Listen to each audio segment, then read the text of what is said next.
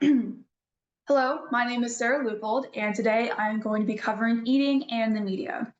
Now, based off this title alone, I know some of you might be asking yourselves, what does eating and social media have to do with each other? How do these correlate?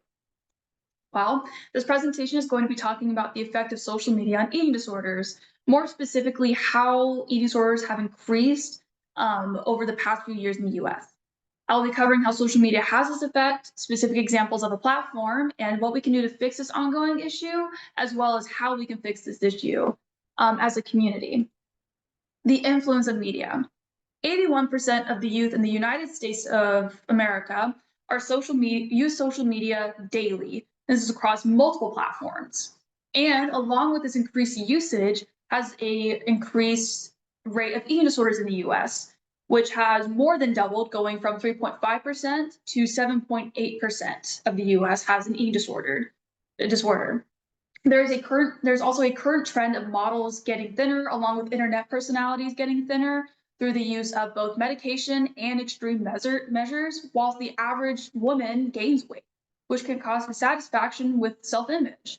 Along with this, the most popular wish amongst 11 to 17-year-olds using social media is to lose weight and to keep that weight off. The biggest influence. One of the largest tools behind pushing these poor habits is TikTok, and this is done through many ways. Through mukbangs and eating an obscene amount of food in one sitting, to the other side of the spectrum of posting tiny, low-calorie portions as a full meal and glorifying the thinness with this. TikTok also has a TikTok shop, which sells dietary supplements and makes multiple videos on how these supplements will slim your figure and slim your face down. As of 2022, 28% of TikTok users are between the ages of 10 and 19, which lines up with the 12 and 13-year-olds who are starting to show signs of disordered eating, along with anorexia shifting to starting at the age of 12. What can be done about this? So while social media has a negative effect for the most part, it can also change to have a very positive effect.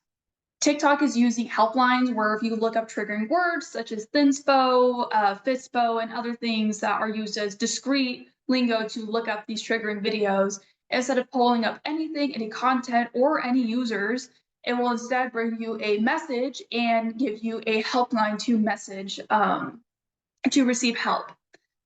Taking down triggering content, social media can also work towards this and work towards having a more intense scanning process and taking down more content, because it is very easy nowadays for it to slip through the cracks and still get posted anyways, even if it contains triggering content.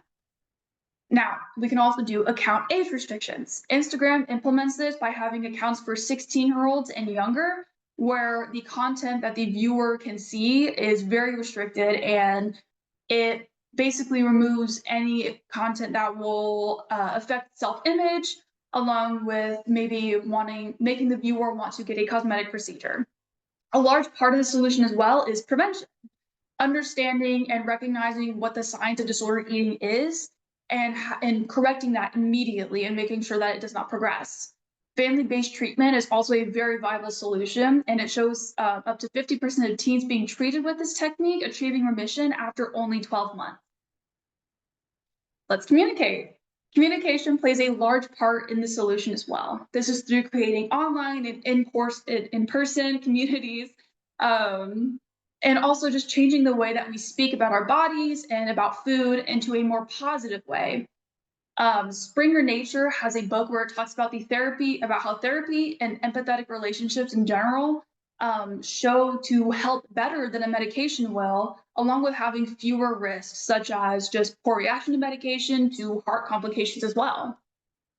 A recap of today is that we covered social media influences on young minds and self-image, and how TikTok is a major part in this. We also went over multiple solutions on how to mitigate this problem and how to help as a community.